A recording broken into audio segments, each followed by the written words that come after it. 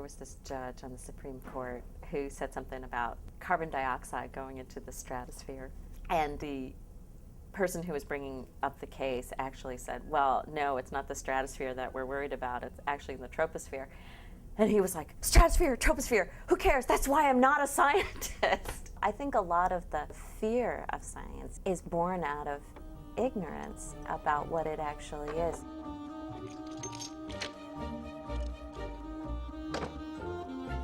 I got into science. My dad is a scientist. My passion is for science. When I was a kid, my whole thing was I wanted to be doing exactly what my older brother was doing. It was sort of something that was always present in my house. Now I'm the scientist and my brother is a lawyer. I think I'm a science person. I think I'm a lot of other kinds of people as well. People are good at different things, and so I just happen to be good at science. But I think that definitely when people hear that you're a scientist, their perception is that you are smarter than they are. People ask me what I do for a living. I tell them that I'm, about physicists and I do this stuff, and they're like, oh, you must be really smart. Oh, I just could never understand any of that stuff. They ask what I do, and I say, well, I work at this university, and then they say, well, are you a faculty member? And I say, yeah, and they say, what department? And I say, molecular biology and biochemistry, and then they stop. They have nothing more to say. I definitely think that still there is a very sterile stigma associated with scientists, that they tend to be extremely intellectual, less educated about the outside world, huddling in their laboratories many, many hours in the course of the day. There's a global lack of understanding of science and what it can do for everybody. And I think that part of the problem is just that it's scary. Science is scary. Whatever you see on TV or in movies, there's some kind of stereotype of what science is and what scientists are like, and that just gets perpetuated. People know a couple of words but don't necessarily know how those techniques or how those things are applied to the actual practice of science. Radioactivity, for example, is a common tool of science labs. It's very powerful. You can get a lot of information if you use radioactive isotopes in a lot of different situations. But if you go out, into the street and say the word radioactivity, everyone freaks out. I think that the media tends not to want to misreport scientific information. I think that what happens is that the media is less educated about the appropriate route that scientific information takes. There is a dissociation between the public's understanding, the sort of middleman's ability to synthesize and distill and report the information, and then what really was the finding. There's a greater demand for knowledge about science. The media gets a handle on it and finds it interesting and wants to report it. Results get out there a little bit early. Sometimes people say like, oh, well, this is good for you, and then they'll come out in a year and say, oh no, actually take it back, it's not.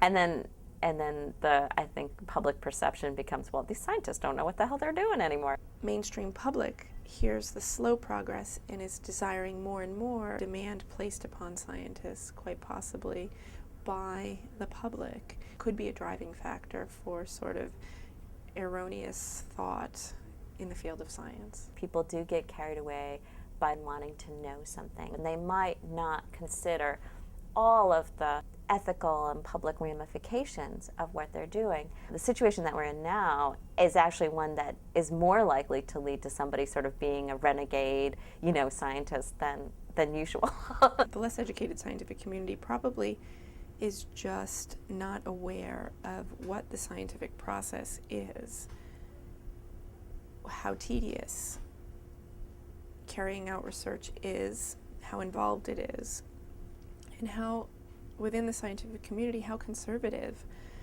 scientists can be and are.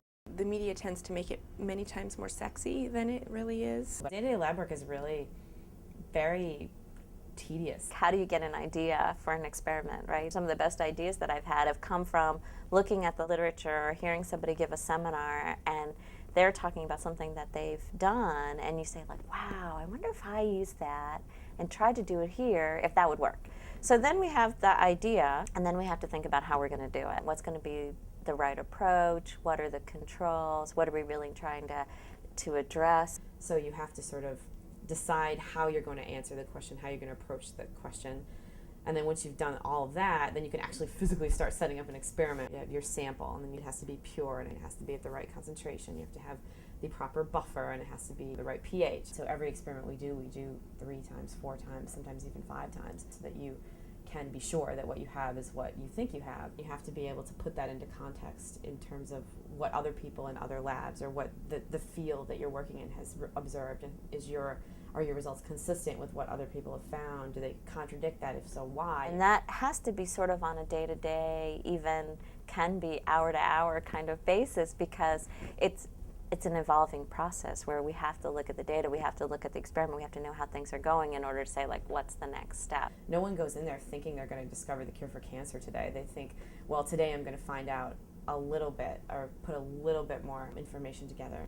I don't think that there is a complete understanding by the non-science community how careful we are as scientists. They have to trust the media because that is their source of information, and I feel as though if they were better educated as to what sources of information are more useful than others, then probably their knowledge base of a particular topic in science would be more thorough. If you don't really understand the whole fabric of the discussion, then you're making a decision from ignorance. I mean, science is part of this world, and people need to understand what's going on in order to be able to make intelligent, socially conscious decisions. Certainly, learning science is like learning a new language. There's no doubt about it. The jargon associated with any subfield of science is unique, and in order to